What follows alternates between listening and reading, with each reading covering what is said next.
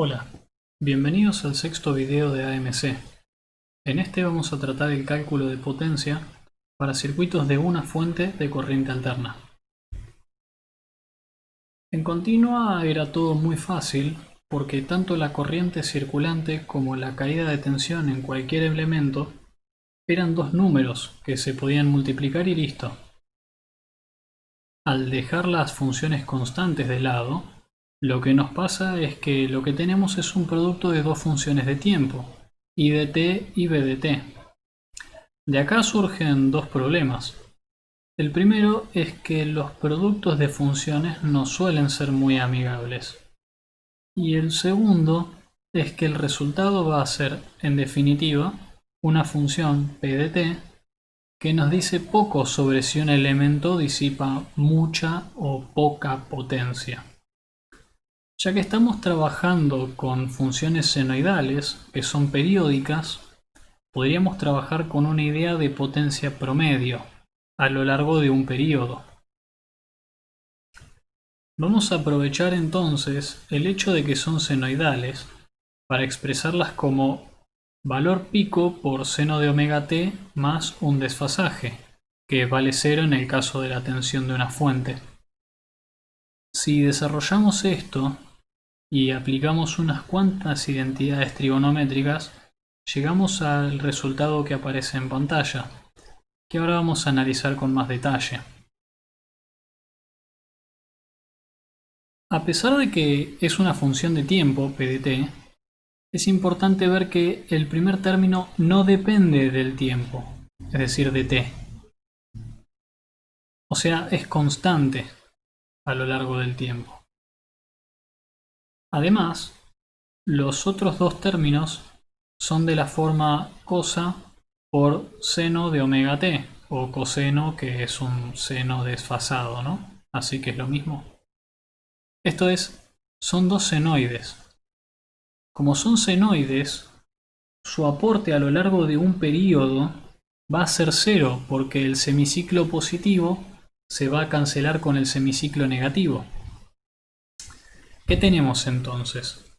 Tenemos un término constante y dos términos que se anulan a lo largo de un periodo. Un detalle importante a tener en cuenta es que en esa aplicación de identidades y propiedades se fueron los valores pico de tensión y corriente originales y lo que quedaron son los valores eficaces. Lo que pasa es que, bueno, para senoidales eso es poco cambio, porque sabemos que un valor eficaz se puede calcular como el valor pico sobre raíz de 2 para una senoidal. Pero bueno, respondiendo entonces a nuestro problema original, lo que tenemos es que la potencia media disipada es ese término constante, porque los otros dos se anulan, ¿no? ¿Y qué es? Es el producto entre la tensión eficaz y la corriente eficaz, que hasta acá esto es igual que en continua, pero además va multiplicado por el coseno del desfasaje phi, donde phi es la diferencia de fase entre la tensión y la corriente. Y acá vamos a pasar por una diferencia fundamental. En continua existe un solo tipo de potencia, que era P, mientras que en alterna nos vamos a encontrar con tres.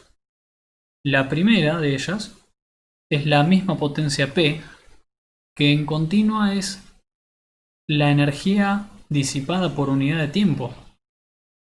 Bueno, acá también y la llamamos potencia activa en vez de solo potencia.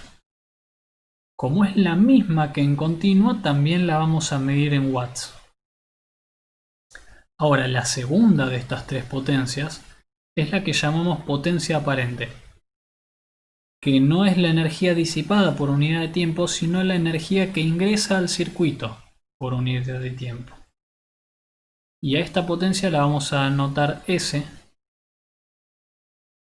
y la calculamos como uno esperaría calcular las cosas si todo fuera igual que en continuo, es decir, la tensión eficaz por la corriente eficaz. Y ahora, bueno, tenemos varias cosas para ver.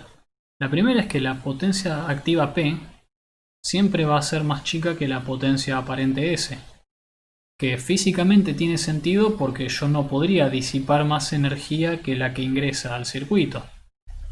Y matemáticamente tiene sentido porque el coseno de un ángulo vale a lo sumo 1, ¿no? Entonces, si P es igual a S por coseno de phi, siempre P va a ser menor o igual a S. Otra cosa es que la potencia aparente, S, a pesar de calcularse también como tensión por corriente, la medimos en volt ampere en vez de watt, simplemente para diferenciarla de la potencia activa. Volviendo entonces, al diferenciar la potencia activa de la aparente, estamos implícitamente introduciendo la idea de que hay un desperdicio, porque tienes, digamos, si hay una cantidad que ingresa y hay otra cantidad que es lo que se usa, entonces hay una cantidad que ingresa pero no se usa. Entonces, ¿cómo es esto? Bueno, si vamos al caso extremo de un circuito que no tenga resistencias, o sea, solo tiene capacitores e inductores, no hay potencia disipada, lo cual se condice con que el coseno de phi es cero. Entonces, ¿cómo es? ¿No cae tensión? ¿No pasa corriente? Si uno reemplaza coseno de phi igual a cero, lo cual implica que el seno de phi vale o 1 o menos 1 según si es puro capacitivo o inductivo, en la función p de t que teníamos, llegamos a esa p' de t, que es una senoidal. Acá lo que vemos es, primero, que la potencia media, digamos, disipada sigue siendo cero, porque, bueno, por la cancelación de senoidales a lo largo de un ciclo, como habíamos dicho antes. Y segundo, que la potencia disipada, digamos, en forma instantánea, está muy lejos de valer cero en todo punto. De hecho, el valor pico, que es tensión eficaz por corriente eficaz, coincide con la potencia aparente media para un circuito. Entonces, a partir de todo esto es que uno define la tercer potencia, que es la potencia reactiva, que notamos Q, y también para diferenciarla de las otras dos, la medimos en volt ampere reactivos, que escribimos VAR. Y se calcula como el producto entre tensión y corriente eficaces por el seno del desfasaje phi. Esta potencia reactiva guarda la igualdad de suma cuadrática, por la cual la potencia activa al cuadrado más la potencia reactiva al cuadrado es igual a la potencia aparente al cuadrado. Con todo esto que vimos, ahora la pregunta es cómo combinarlo con el método de fasores que venimos trabajando. La respuesta la da un elemento muy simple que vamos a nombrar S estrella para diferenciarlo de la potencia aparente S. Y se calcula como 1 medio por el producto del fasor de caída de tensión sobre un elemento y el conjugado del fasor de la corriente que lo circula.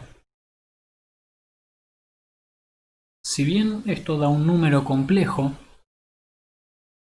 porque es un producto de dos complejos que son esos dos fasores, lo que podemos ver es que el módulo de S estrella coincide con la potencia aparente S.